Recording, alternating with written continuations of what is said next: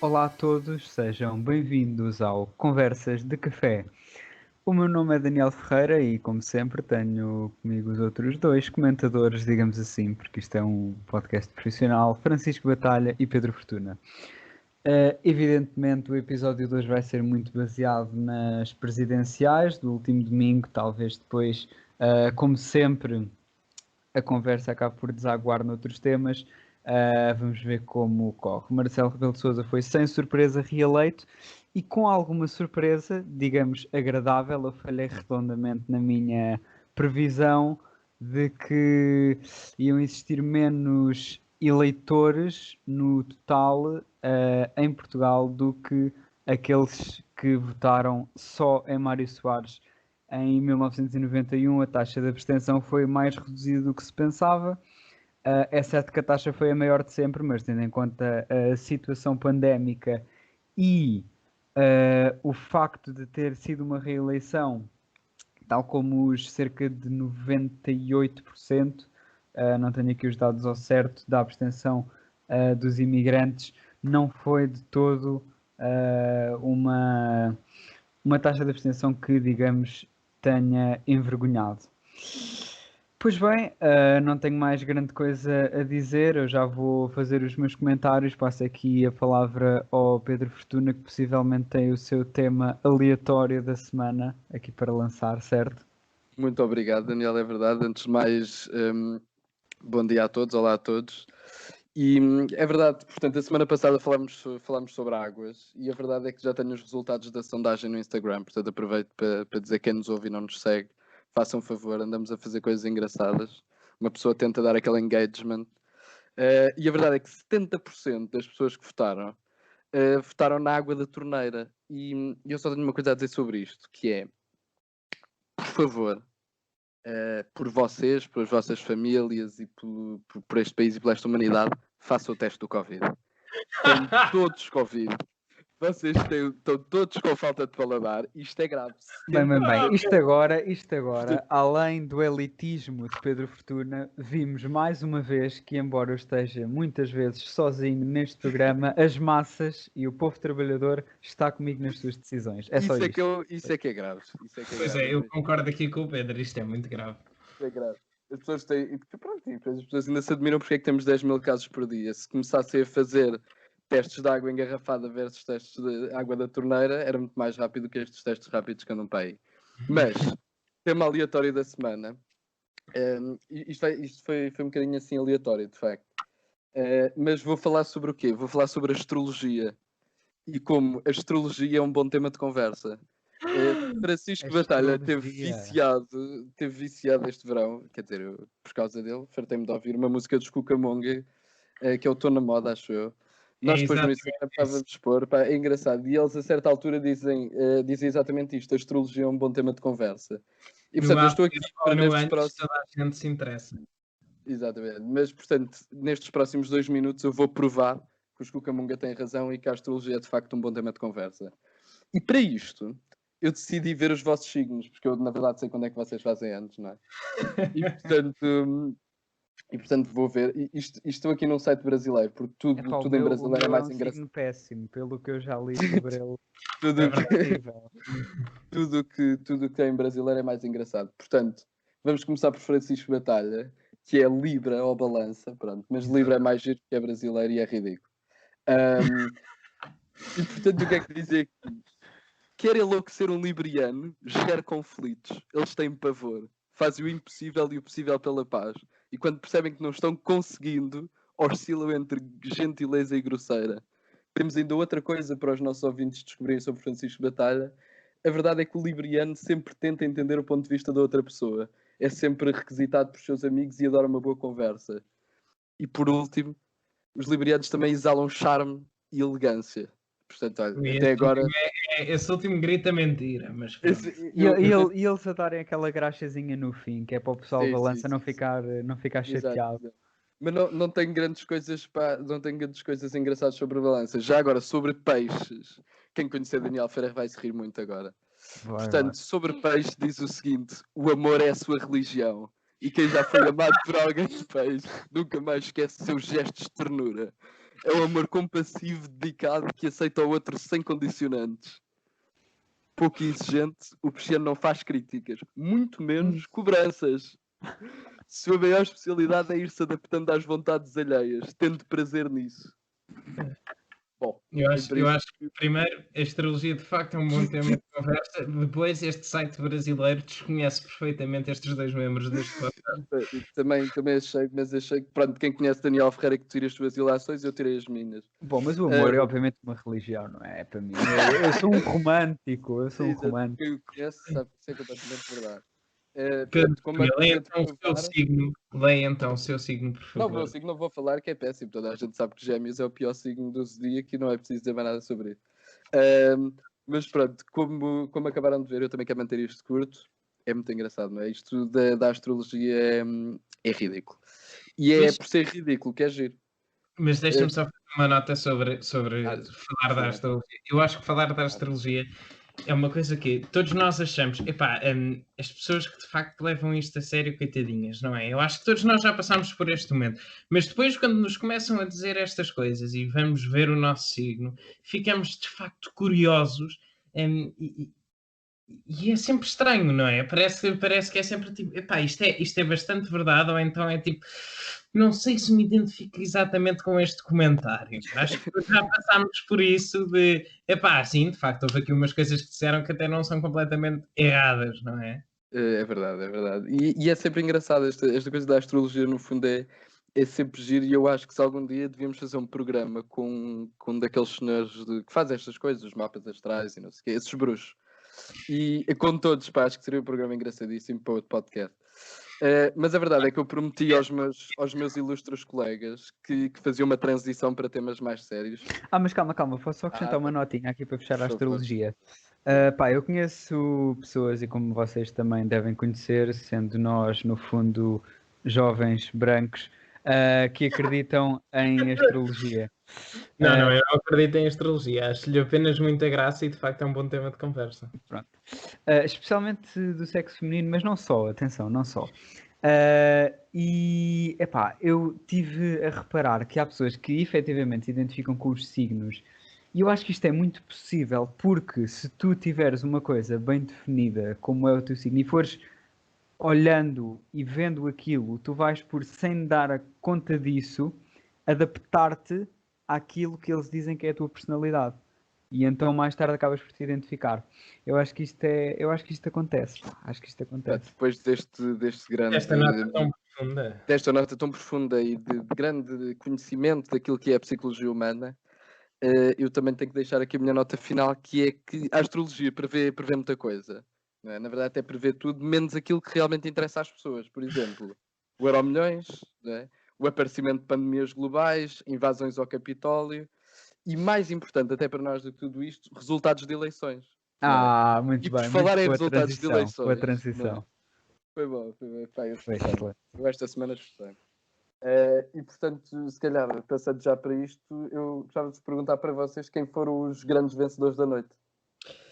E os grandes resultados também. Não, já vai a seguir, já vai. Os grandes resultados é uma resposta bastante óbvia, mas já lá vamos. Antes de começarmos a nossa análise, eu queria só deixar os parabéns ao presidente reeleito Marcelo Rebelo de Sousa, que, como todos sabíamos, ia ser o grande vencedor da noite. Acho que não havia grande dúvida. Mas eu acho que os grandes vencedores da noite o grande vencedor da noite, para além de Marcelo Rebelo de Sousa, foi de facto André Ventura. E é muito triste estar a dizer isto. Mas a verdade é que André Ventura conseguiu quase 12% dos votos. E eu acho que isto é bastante impressionante e assustador. Porque é impressionante como é que um homem um homem racista, xenófobo, que tem os ideais que tem, consegue quase 12% dos votos. Isto para mim é uma coisa que me assusta profundamente. Em termos de números de votos, André Ventura teve quase 500 mil de votos. Se não me engano, foram 496 mil. mais de 496 mil. Portanto, é algo completamente impressionante e que eu não estava nada à espera. Eu acho que todos os candidatos subestimaram muito André Ventura, não estavam à espera que ele tivesse a influência que teve. E eu acho que isto, pronto, é assustador. Pois bem. É a minha vez, não é? Ai meu Deus. Sim, sim. Eu não tenho nada escrito. Reservem os próximos 10 minutos eu para o monólogo hoje- de Daniel Ferreira. Não, eu hoje estou a falar totalmente de improviso e visto que continuam a chover comentários a dizer que nós vamos pouco a fundo nos temas, eu vou tentar aqui aprofundar um bocadinho. Espero não me demorar muito, porque as pessoas também depois não têm paciência. Bem, em primeiro lugar, quer dizer, o grande vencedor, antes de falarmos das pessoas que ficaram a 40 e tal % do vencedor, acho que é Marcelo Rebelo de Sousa. Muito, suponho, devido à abstenção que foi mais baixa do que se previa, e portanto daí Marcelo Rebelo de Sousa também ter tido um resultado um bocadinho mais alto do que algumas pessoas previam, teve 60 ponto qualquer coisa por cento. Marcelo Rebelo de Sousa recolheu, obviamente, grande parte dos votos do PS, até porque o atual primeiro-ministro António Costa o apoiava e isso tem influência no eleitorado, e também porque é um presidente popular e todas essas coisas.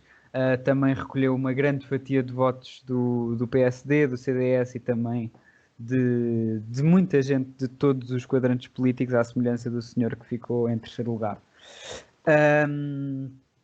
Pois bem, a direita obviamente tentou puxar a brasa à sua sardinha, quer dizer, Marcelo Rebelo de Sousa é um militante histórico do PSD que em 2016 foi eleito, embora como independente, com o PSD e o CDS a apoiarem, e portanto obviamente que a direita vai ter que tirar os louros desta vitória de Marcelo Rebelo de Sousa, especialmente quando as últimas eleições não têm sido particularmente, digamos, felizes para os partidos de direita, embora o discurso do Sr. Chicão no dia da vitória, que foi anteontem, tenha, pronto, no fundo, gabado-se muito da vitória, quer dizer que isto é mais ou menos, eu até já disse isto antes de gravarmos o programa ao Pedro, é mais ou menos como o PCT-PMRPP, que apoiou Ramalhianes e penso que Jorge Sampaio festejar as vitórias destes candidatos, porque de facto a MRPP teve uma grande contribuição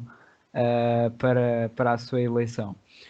Depois, penso que o segundo, digamos, vencedor, também já aqui o Francisco Batalha falou disso, é o Sr. André Ventura. O Sr. André Ventura, embora tivesse a dizer que ia ter 15% e que ia ter a segunda volta mais emocionante da história da democracia e todas aquelas coisas que ele dizia nas redes sociais e não só, realisticamente o resultado esperado para André Ventura era ali à volta dos 10%. Ele conseguiu mais do que esses 10%. Também já havia a sondagem que saiu hoje. A sondagem era do Jornal de Notícias, penso eu, está disponível online.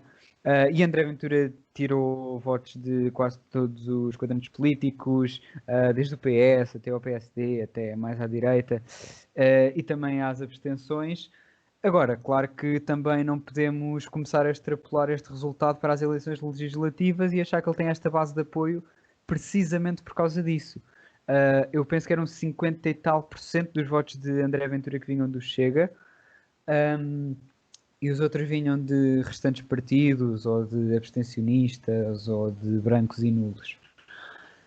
Quer dizer, de brancos, pronto, devem ter vindo quase todos, mas não é disso que eu quero falar aqui. E penso que se tivesse havido umas legislativas, André Ventura andaria ali, quanto muito, à volta dos 7, 8%. Claro que já é muito para um candidato destes, mas não é o que ele tem numas presidenciais, são umas eleições em que aparece lá a carinha dele e é para votar nele. E também nesse aspecto, isto agora já não dá tempo para falar hoje, que já estou a estender muito o meu monólogo, mas vai ser interessante testar nas eleições autárquicas o quanto é que o partido Chega vai além, digamos, do culto à personalidade do líder. Nos mais pequenos, não houve resultados muito animadores, não é? O João Ferreira ficou em quarto lugar, o que pode ser visto como uma vitória, embora a percentagem tenha sido baixa, e ainda mais baixa é, tendo em conta que a Marisa Matias desceu de 10% para 4%, portanto os votos da esquerda, digamos que se eclipsaram, a senhora Ana Gomes também embora tivesse o apoio do LIVRE, o apoio do PAN, o apoio de muita gente do PS, e também muita gente do Bloco de Esquerda que votou em Ana Gomes, não foi longe.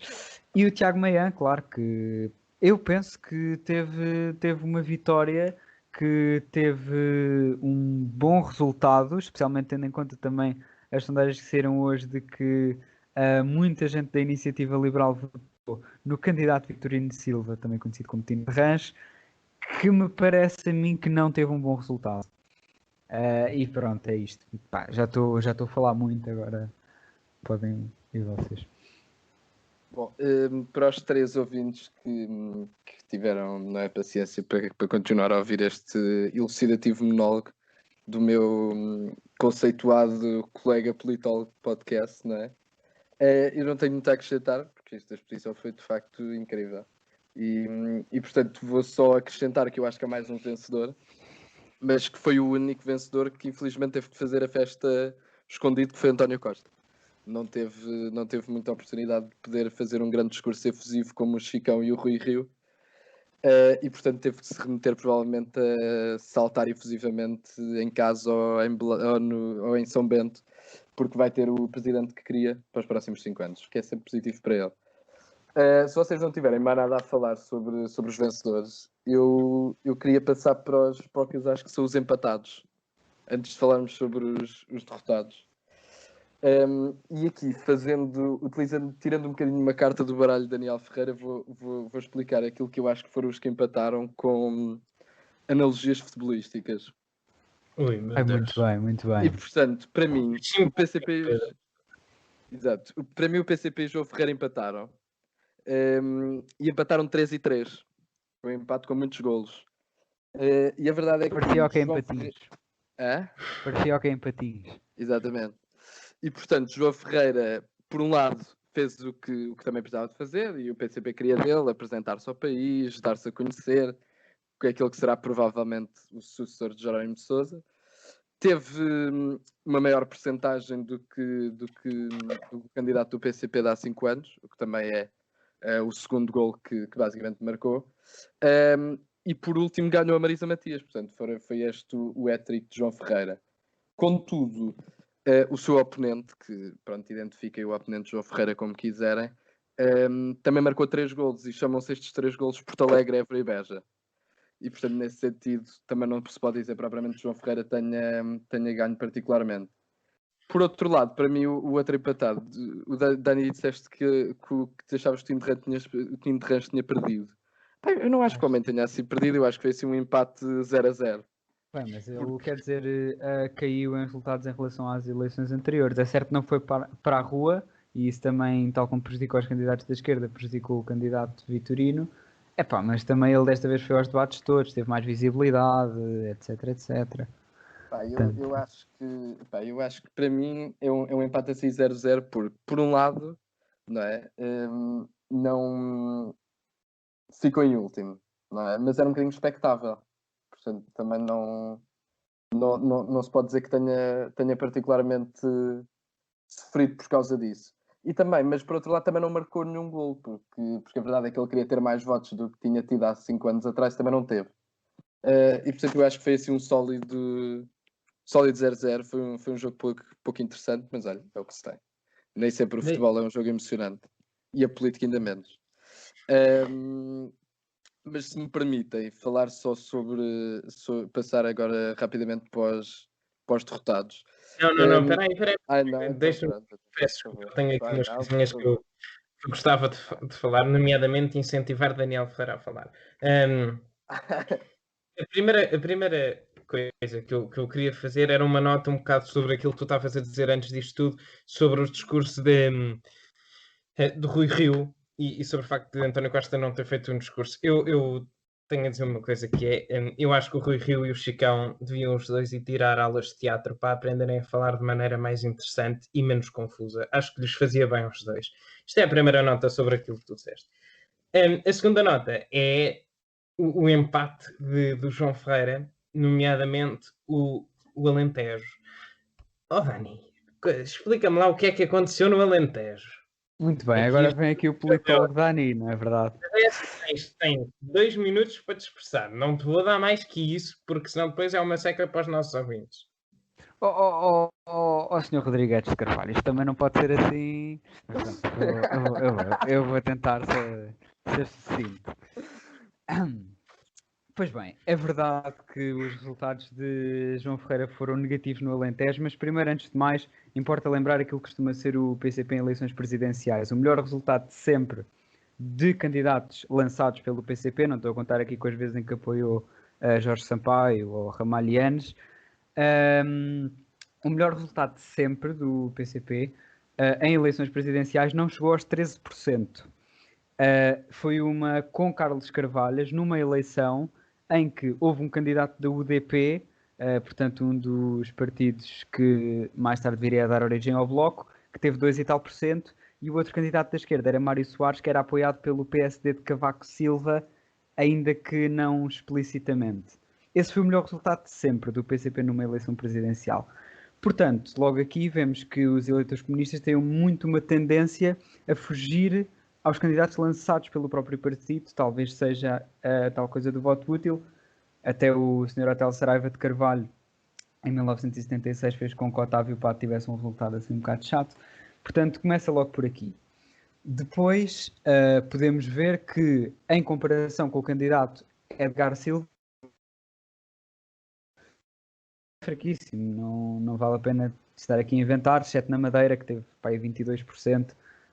Ele manteve mais ou menos o seu eleitorado. Agora, também importa lembrar uma coisa: as pessoas falam de Évora, Beja e Porto Alegre como se isto fosse os anos 70 e 60% da população votasse no PCP. Ora, nestes distritos, o PCP raramente passa dos 20% sem serem eleições autárquicas. E o que as pessoas estão aqui a tentar fazer é ignorar 80% do eleitorado e dizer não, estes 16% do Sr. André Ventura só podem ter vindo das décimas que o Partido Comunista perdeu. E as décimas que o Partido Comunista perdeu só podem ter ido para o candidato André Ventura. Isto mesmo quando, por exemplo, no caso de Beja, talvez seja mais evidente, nós vemos desde o início dos anos 90 um completo eclipse eleitoral do Partido Comunista e um crescimento incrível do Partido Socialista. Desculpa. Portanto, eu acho que isto é um fenómeno mais complexo do que se diz. Eu sei que é muito fixe dizer haha, olhem os extremos a tocarem-se. Olhem aqui, o senhor André Ventura no Alentejo, onde 90% das pessoas votavam no Partido Comunista, ou seja, 16% dos eleitores eram comunistas e agora votam em André Ventura, uma vez que esses resultados não podem ter vindo dos eleitores do PSD e CDS. Mas, Daniel, antes de continuares, deixa-me só fazer-te uma pergunta. Tu não achas que aquilo que aconteceu no Alentejo se deve também bastante devido ao grande número de cidadãos da etnia cigana que existe na região? Pois isso pode explicar em parte, mas quer dizer, nós, por exemplo, se olharmos para a zona de Lisboa, ali, digamos, em Cascais e no Estoril, o André Ventura teve entre os 18% e os 19%, e não parece que seja por causa dos membros da etnia cigana. Agora, certo, claro mas eu não estou a falar em Lisboa, estou a falar no Alentejo. Eu agora vou-te dar razão, calma.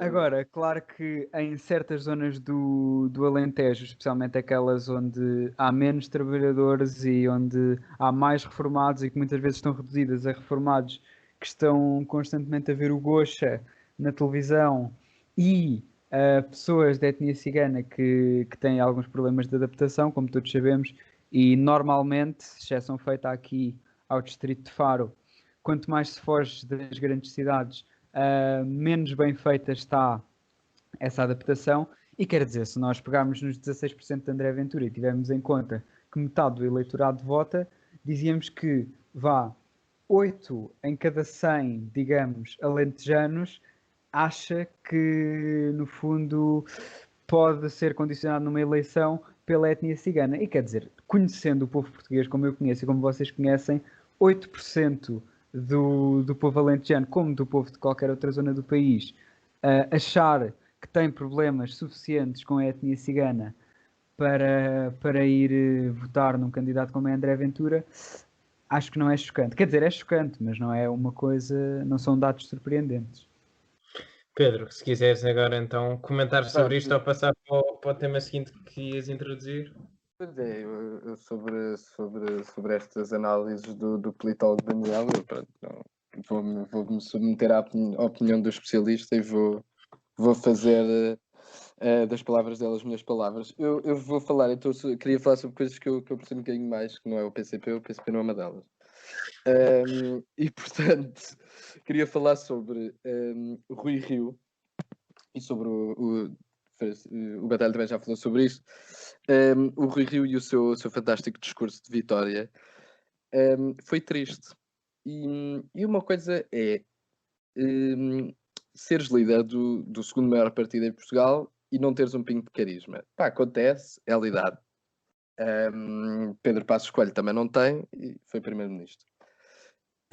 Outra coisa completamente diferente é, primeiro, andares a dizer que o PSD é de centro, mas depois ao mesmo tempo, e a seguir dizeres, epá, isto realmente as votações do Chega foram fantásticas. O André Ventura é um grande homem. Este homem, pá, ninguém dava nada por ele e vejam lá o que é que o homem conseguiu.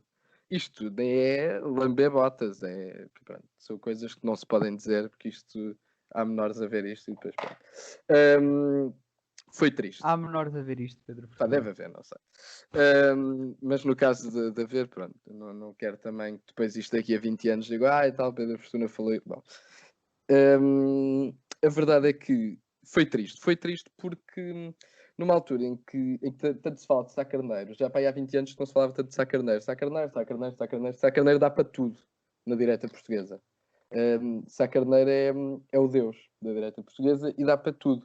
A questão é que eu sinto que as pessoas, em princípio, não leem aquilo que Sá Carneiro escreveu e não ouvem aquilo que Sá Carneiro disse.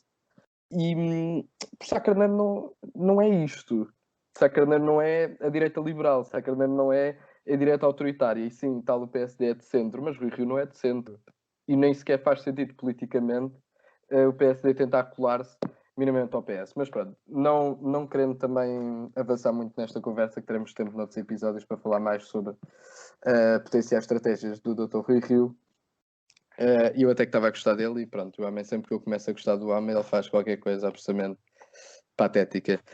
E queria também falar sobre, para mim, um dos grandes derrotados da noite, porque eu presumo que vocês tenham os outros dois, portanto também não quero muito falar sobre a Marisa e sobre a Ana Gomes, vou-vos deixar falar sobre isso, que devem ter imensa coisa para falar. Eu queria falar sobre, para mim também, quem foi um dos grandes derrotados da noite foi o CDS. Eu já falei mais ou menos disso com o Daniel, mas falei daqui. Para mim o CDS, e mantendo a analogia futebolística, perdeu 3-0 por falta de comparência. E o problema é que numas eleições em que tanto se falou sobre, numa altura, mais que eleições, no mês de janeiro, em que tanto se falou sobre política e o debate político foi intenso, falou muito sobre, especialmente sobre a direita e sobre aquilo que era os vários tipos de direita, a direita boa, a direita má, a direita aceitável, a direita inaceitável. E de certa forma, acho que Marcelo Rebelo de Sousa pôs muito bem os três tipos de direita que existem em Portugal: a direita autoritária, do Chega, a direita liberal, da Iniciativa Liberal, e a direita social, que em princípio que é dele e que em princípio seria a do PSD. E pronto, geralmente é o PSD. Portanto, o eleitor, o cidadão e o eleitor de direita português, agora muito facilmente tem a papinha toda feita por Marcelo Rebelo de Sousa. E tal, eu sou um homem de direita autoritário, Chega. Liberal, Iniciativa Liberal. Social, PSD. Então e o CDS? O CDS atualmente, eu sei que o CDS já foi muita coisa. Já foi a direita liberal, já também tem ali a sua facção histórica meio autoritária, para não dizer faixa. Mas também, na sua gênese, era a tal democracia cristã, que seria a democracia, a direita social. Mas com Chicão ainda não percebemos exatamente que CDS é este em 2021. O CDS de Chicão é direita social, é direita liberal, é direita autoritária, é o quê? Não sabemos, não houve candidato do CDS, não se falou sobre o CDS destas eleições, foi só estranho reclamar a vitória, porque a vitória não é do CDS, muito menos é do CDS, mas não é do CDS, não é do PSD, é só de Marcelo Rebelo de Sousa. Mas infelizmente para os eleitores ficámos sem fazer a mais pequena ideia sobre quem é o Chicão, qual é, especialmente quem é o CDS de Chicão, e isso claramente não será muito positivo para pronto, para o seu futuro, não só à frente do CDS, mas especialmente para os futuros resultados do CDS nas eleições legislativas. E é isto. Muito bem, muito bem. Muito bem. Daniel, queres começar tu?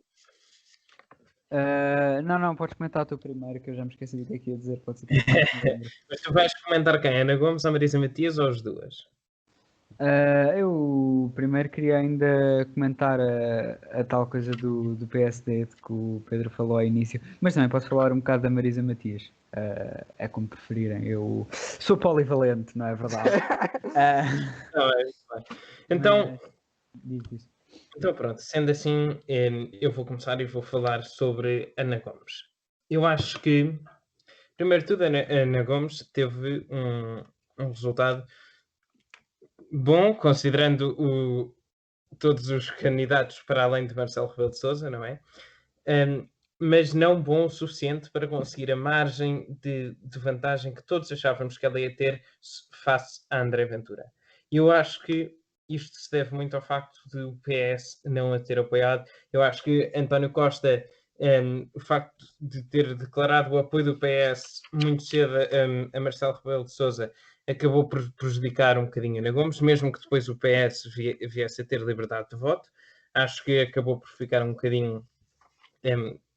acho que acabou por prejudicar a campanha de Ana Gomes, que, a meu ver, fez uma campanha absolutamente extraordinária. Portou-se muito bem, soube quando falar, soube quando não falar, portou-se muito bem ao longo da campanha e acho que o facto de ter tido mais de 500 mil de votos é algo bastante impressionante. Contudo, acho que foi um resultado inferior àquilo que Ana Gomes esperava e àquilo que os portugueses esperavam de Ana Gomes, acima de tudo, devido ao enorme resultado de André Ventura. Sobre Ana Gomes, não sei se conseguiram acompanhar a minha lógica, mas era só isto que eu tinha a dizer. Eu consegui.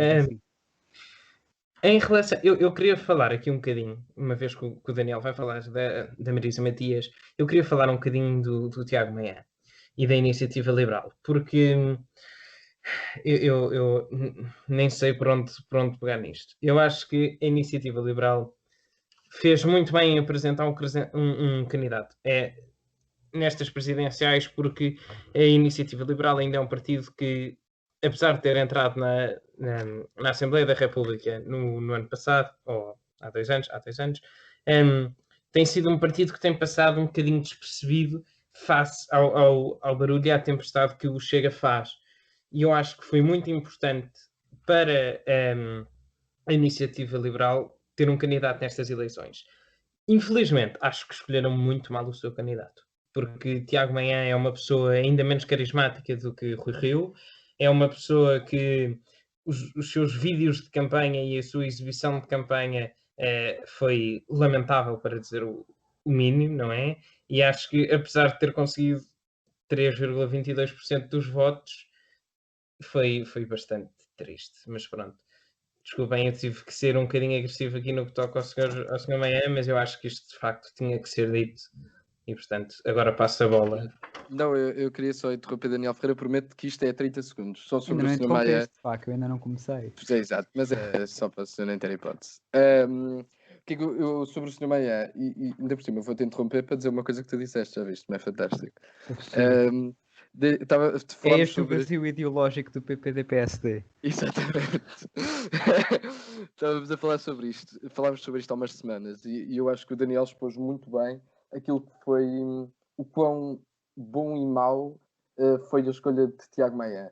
Porque, por um lado, pronto, como Batalha disse, eu concordo, de facto, não é um homem muito carismático, pode ter nascido para muita coisa, mas para a política não foi uma delas. Por outro lado, isso é bom, porque permite, e isto são palavras de Daniel Ferreira, eu tenho que dar os props porque o homem merece. Ele disse que, de certa forma, a Iniciativa Liberal, ao ter um candidato tão mau, todas as pessoas que votarem em Tiago Maia são votos garantidos na Iniciativa Liberal. E assim, a Iniciativa Liberal consegue perceber minimamente aquilo que é a sua base de apoio. E a verdade é que, se isto for verdade, não correu nada mal as eleições, nem a Tiago Maia e muito menos à Iniciativa Liberal. 150 mil votos é incrível. Se eles tiverem 150 mil votos nas próximas eleições legislativas, é quase 3 vezes mais, o que significaria que teriam cerca de 3 a 4 deputados, que é um resultado bastante positivo para um partido acabado de formar. Pode dizer mal da Ana Gomes e da Marisa Matias, Daniel Ferreira, faça favor. Muito obrigado, muito obrigado. Era só isto. Bom, eu agora vou ter que ver aqui toda uma panóplia de temas que quero comentar, mas eu vou ser sucinto. Em primeiro lugar, como falou o Pedro e bem, há toda a mania, digamos, do PSD invocar-se à carneira em tudo o que faz, e muitas vezes não se identifica com o pensamento dele. Aliás, nem é preciso ir muito longe, basta ver a forma como isto nem é essa carneira, era o próprio Sr. Freitas do Amaral rejeitava frentismos de direita, ou seja, frentes que vão do centro-direita até à extrema-direita, ficando-se apenas pelo centro-direita e pela direita, e é uma coisa que o PSD com que o PSD simplesmente não se importa. Se garantir votos, então que venha o frentismo de direita. Depois,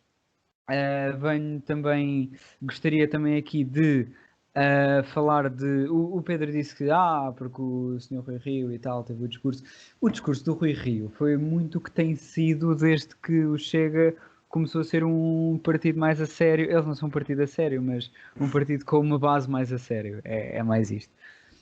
Que é um discurso de complacência, mas eles vão se moderar, mas se o Chega não sei o quê. E depois, entretanto, temos o Sr. André Ventura a bater constantemente o PSD e a gritar, nós vimos aquele histerismo dele no discurso, não vai haver governo sem o Chega, Rui Rio!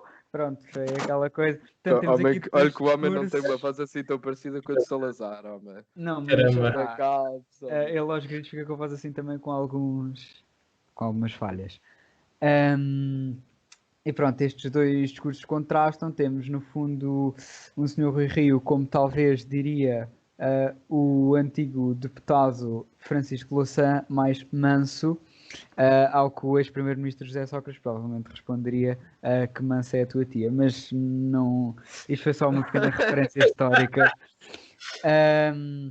Sim, pronto, temos um Rui Rio, digamos, mais manso e um Sr. André Ventura sempre agressivo e sempre a crescer, enquanto o PSD umas vezes mantém, outras vezes sobe, outras vezes desce. Depois, em relação à candidata Marisa Matias, também foi outro dos temas em que tocaram. Ela perdeu, isso até poderíamos dizer que foi a grande derrotada, caiu para menos de 1/3 dos votos que tinha tido em 2016, mas também perdeu circunstancialmente. Em 2016, Marcelo Rebelo de Sousa era um candidato conotado explicitamente com a direita, ainda é um candidato apoiado pela direita, mas na altura muita gente pensava que ele podia ser só mais um Cavaco Silva. E portanto aí pode ter perdido votos. Temos também o Bloco de Esquerda, que ali para 2015, 2016 estava no seu auge eleitoral e que entretanto tem caído. Temos a questão do Orçamento de Estado, que pode ter afastado eleitores mais ao centro-esquerda de Marisa Matias. Temos o voto útil de gente do Bloco de Esquerda em Ana Gomes, que especialmente em Lisboa foi algo que se viu muito. Portanto, eu acho que isto é uma derrota circunstancial e eu, não sendo do Bloco de Esquerda, tenho uma grande simpatia pela senhora Marisa Matias. Já votei nela, inclusive, numas eleições europeias. Mas não é só por isso que eu estou a dizer isto, porque obviamente a Marisa Matias não caiu de 10 e tal % para 4% ou 3,9%, porque passou a ser uma má candidata em 5 anos. Não foi isso que aconteceu. Depois, em relação a Tiago Maia, fez muito bem Pedro Fortuna a lembrar como eu tenho razão em tudo o que digo, não é? Quando toda aquela coisa da Iniciativa Liberal ter um candidato fraco e tal, e perceber a sua base, embora também, segundo a tal sondagem de hoje, o Sr. Tiago Maia tenha recolhido bastantes votos entre pessoas que pensam votar PSD. No entanto, também podem ser pessoas daqueles distritos que têm que elegem poucos deputados, não é? Pode ser voto útil também, podemos ir por aí. Mas pronto. E portanto, eu acho que já tinha falado disto há bocado e digo outra vez, dos candidatos de um dígito, não é? Porque temos o campeonato dos 3 dígitos, dos 2 dígitos, aliás, que são os 3 candidatos da frente, e depois temos o campeonato que só tem um dígito, e nesse o Tiago Maia foi o claro vencedor, mesmo ficando atrás do Bloco de Esquerda e da candidata do Bloco de Esquerda, do candidato do PCP, que são partidos claramente maiores que a Iniciativa Liberal, e por isso também não se pode olhar assim para as coisas de uma forma tão simplista. A Iniciativa Liberal fez bem em apoiar o seu candidato, não só para perceber a sua base, mas também porque percebeu que Marcelo Rebelo de Sousa ia ganhar e não ia precisar dos votos da Iniciativa Liberal, pelo que apostou numa candidatura própria e digamos que lhes correu bem. E pronto, não vou alongar mais, fico por aqui. Eu tenho aqui dois temas, desculpa Pedro. Eu tenho aqui dois temas que gostava de levantar muito rapidamente para concluirmos o episódio. Mas só uma pequena questão, tem a ver com as eleições presidenciais ou não? Tem. A primeira é o que é que vocês acharam do discurso de André Ventura na noite das eleições? Ele foi o único que montou todo um espetáculo altamente incompreensível, quase como se tivesse ganho. Com o país de luto, não é verdade? É, exato. Eu queria saber qual é que é a vossa opinião sobre isso. Pronto. E a segunda, já agora? Sim, exato. Se acham que a esquerda devia ter apoiado Ana Gomes. Portanto, em vez de ter lançado Marisa Matias e João Ferreira, se acham que deviam ter apoiado Ana Gomes? Ora bem, quem é que é primeiro? Pode ser o senhor, Pode ser eu. Concordo e pronto. Muito obrigado. Foi confiante. Em relação à primeira pergunta, quer dizer, o discurso do André Ventura foi muito à imagem dele. Foi o dizer que ganhou, embora tenha ficado abaixo de 15%, que era o seu objetivo, embora tenha ficado abaixo de segundo lugar, que era o seu objetivo, embora não tenha conseguido forçar uma segunda volta, como era o seu objetivo, embora se tenha de demitir e agora vai se recandidatar, ganhar com 98%, daquela história do costume, para fazer notícia. Mas sim, foi um discurso muito à sua imagem, muito agressivo. Curiosamente, eu contei, ele fez 5 ou 6, não sei ao certo, referências ao candidato do PCP que ficou com 4%. Eu não percebo todo este medo de André Ventura, quer dizer, está sempre a dizer que o PCP está morto e que é o partido dos velhos, mas depois resolve ali estar a bater agressivamente. Mas não foi só nele, obviamente, também Ana Gomes, mas essa eu compreendo, porque era a principal rival dele, foi no fundo vítima dos roasts, ou pseudo-roasts do senhor André Ventura. E pronto, foi um discurso à sua imagem, não vejo que tenham havido grandes surpresas, aquele não há governo, senhor Rui Rio, em Portugal, sem o Chega. Repara que eu agora já estou com menos falhas na voz. Pronto.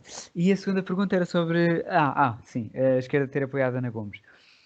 Bem, honestamente eu acho que isto da promoção do voto útil em Ana Gomes era um bocado desnecessário. Quer dizer, já toda a gente sabia que não ia haver uma segunda volta, já toda a gente sabia que a Ana Gomes ia ficar em segundo, talvez não soubessem que ia ser com tão pouco avanço. Mas quer dizer, o Sr. André Ventura ele teve o quê? 11.9? Para aí? Sim. O Sr. André Ventura ter 11.9% e ser derrotado à primeira volta por Marcelo Rebelo de Sousa ficando em terceiro, ou ter 11.9% sendo derrotado por Marcelo Rebelo de Sousa à primeira volta e ficando em segundo, quer dizer, não é por isso que ganhamos ao fascismo ou que perdemos com o fascismo. Quer dizer, isso é uma visão um bocado ridícula. E já agora abro aqui um parênteses. O Sr. André Ventura disse no seu comício que a Europa estava com os olhos postos hoje e maravilhada com o candidato que, recordo, ficou em terceiro lugar nas eleições presidenciais portuguesas, cujo presidente reeleito ganhou à primeira volta com quase mais de 50% dos votos que ele. E as pessoas de lá bateram muitas palmas a esta intervenção, portanto as pessoas acreditaram genuinamente nisto. Portanto o ego dos senhores do Chega está mesmo lá em cima. Mas voltando ao tema da esquerda, e até diria mais, além dessa do não se ganha ou se perde com o fascismo por causa dele ficar em segundo ou em terceiro, eu acho que se a esquerda, pronto, o Partido Comunista e o Bloco de Esquerda, tivessem apoiado Ana Gomes, ainda que isso se traduzisse em ganhos eleitorais, ela não ia ficar com os 8.3% destes candidatos. É ingênuo pensar que estes candidatos não iriam ou abster-se ou votar, digamos, em protesto no senhor candidato Vitorino Silva, ou até alguns votos a fugirem para Marcelo Rebelo de Sousa. Os votos da esquerda não se iriam transferir diretamente para Ana Gomes, e por isso é que eu, nas primeiras voltas, ao contrário do que nos diz o senso comum, acho que os partidos políticos devem apresentar candidaturas próprias para ver o seu valor. E nas segundas voltas, aí sim é o momento de fazer alianças, e aqui uma segunda volta nem sequer estava em risco. E portanto eu acho que essa ideia, além de só ser subscrita por pessoas do PS, ainda tem aqui outro fator importante, que é a tendência que existe muito ao centro-esquerda de procurar alianças, mas sempre quando é o partido maioritário. Ou seja, quando é o partido que manda. Até, por exemplo, em autarquias, quando é para apoiar candidaturas únicas, o PS normalmente aceita se for o candidato do PS o cabeça de lista. Se for, por exemplo, em Loures, digamos, onde, por exemplo, a CDU fica em primeiro, o PS não só rejeita acordos eleitorais, como nas assembleias municipais tem tendência a depois votar ao lado do PSD. Mas isto é uma atitude muito típica dos partidos de centro-esquerda em muitos sítios da Europa. Eu acho que também é melhor refletir um bocado, até porque Ana Gomes estava longe de ser uma candidata unânime, e só uma candidatura unânime poderia, digamos, ter unido a esquerda numa primeira volta, e uma candidatura unânime não é certamente a candidata que teve 13%. Bom, eu como eu já tinha dito antes, pronto, não, está tudo dito e portanto só queria clarificar mais uma coisa que, só para acrescentar isso, mais até para clarificar do que acrescentar, que tal como o Daniel Ferreira disse em basicamente tudo, eu só queria acrescentar que o voto de a candidatura de João Ferreira também tem uma razão de ser, e era necessário para o próprio PCP, portanto, não, apesar de Marisa Matias ser minimamente discutível, o PCP precisava, por razões da sua sucessão e da apresentação quase do herdeiro, de ter uma candidatura, portanto, nunca faria sentido apoiar Ana Gomes, e tal como o Daniel acabou de dizer, que não era de todo uma candidatura unânime. E eu só queria, isto está a ficar um bocadinho longo, mas eu vou, portanto, só 2 minutos e acabamos com isto. Que era, eu não sei se vocês repararam, isto tem a ver com os presidenciais, mas já não é nada de sério, que muitas fotos de boletins de voto correram as redes sociais. Eu não, pronto, vocês estão mais nas redes sociais que eu, portanto ainda devem ter visto mais, mas se eu reparei é porque foi mesmo muito. Foi isso, e acho que foi até se não me engano, Frases de Merda, que chegou a pôr. É possível ir votar sem pôr uma foto do boletim de voto no Instagram. Não, portanto, eu sobre isso só queria dizer duas coisas, que é, ponto número 1, é interessante como fotos de boletins de voto não é uma coisa inovadora, portanto, na história da democracia portuguesa, é uma coisa normal que nas outras também se via. A questão é que antes eram fotos de votos nulos, portanto, pessoas a dizer, tipo, não sei o quê, tipo, chegavam lá e depois punham, tipo, no final, Chuck Norris e uma cruzinha, ou tipo Arnaldo Mitz e uma cruzinha, ou então cobriam o boletim de voto de falos, tipo, normalmente eram coisas engraçadas. Pá, por acaso agora... algumas que também me apeteceu tirar fotos lá na minha mesa, mas pronto, não o fiz. Pronto. E agora agora sou só em branco. E ser em branco tem duas coisas muito chatas. Ponto número 1, eu gostava que as pessoas tirassem a foto depois de votarem, para eu ao menos saberem quem é que os famosos votam. E isso era particularmente importante por duas razões. Primeiro, para sabermos exatamente quantos artistas é que realmente votaram na Marisa Matias. Segundo, poupava imenso trabalho às empresas de sondagens, porque era só ir às redes sociais, para começavam a ver os boletins de voto e tal. Portanto, em 10 pessoas, 7 votaram no Marcelo, pronto. Mas as redes são uma bolha, não é? Não são, e portanto, está bem, mas os velhos também, pá. E por os velhos também têm Facebook, Daniel Ferreira, pá. Não seja... Eu sei, mas é outra bolha, é outra bolha. E portanto... uma conversa ótima para o outro podcast, Pedro. Não, era só isto para acabar, e portanto eu só gostava de dizer que realmente, pronto, acho um bocadinho chato esta coisa de andarem a publicar fotos dos boletins de voto, mas por outro lado realmente é positivo, porque estão a apelar ao voto e tal, isso é sempre bom. E pronto, em Portugal realmente se calhar são dos concorrentes do Big Brother, for votar realmente se calhar outras 10 pessoas vão, e pronto, é o país que temos, e se calhar isso é positivo. Reparaste no detalhe, mas houve muita gente que, quando tirava a tal fotografia do boletim de voto, tapava a cara de André Ventura com a caneta. Não sei se reparaste. Isso, por acaso não cheguei a esses níveis. Mas isso de tapar a cara do candidato pode ser mal interpretado. As pessoas podem achar que, no fundo, as pessoas chegaram lá, taparam a cara do candidato, como dizia o Dr. Álvaro Cunhal, e depois meteram lá a cruzinha. Meu Deus. Sou a testemunhos, Daniel. Sou a testemunhos. Pedro, se quiser concluir o programa. Eu eu acho que o Dani está desejoso de concluir o programa. Também começou, tá. Eu só estou desejoso porque depois já saíram os 11 do Sporting porque nós estamos a gravar isto quase às 8h30, que é uma coisa Exato. que nós nunca fazemos. 8h30 da noite, obviamente. E portanto, pronto, isto hoje é diferente. Vocês não reparam nisso, que provavelmente eu vejo sempre à mesma hora. Mas pronto. Pois bem, assim se passou. Mais um episódio do Conversas de Café. Nós, em princípio, lançaremos outro episódio no fim de semana e ainda não sabemos qual será o tema. Veremos o que acontece nesta semana em Portugal e no mundo, não é? Como é nosso hábito. Fiquem bem e até para a semana.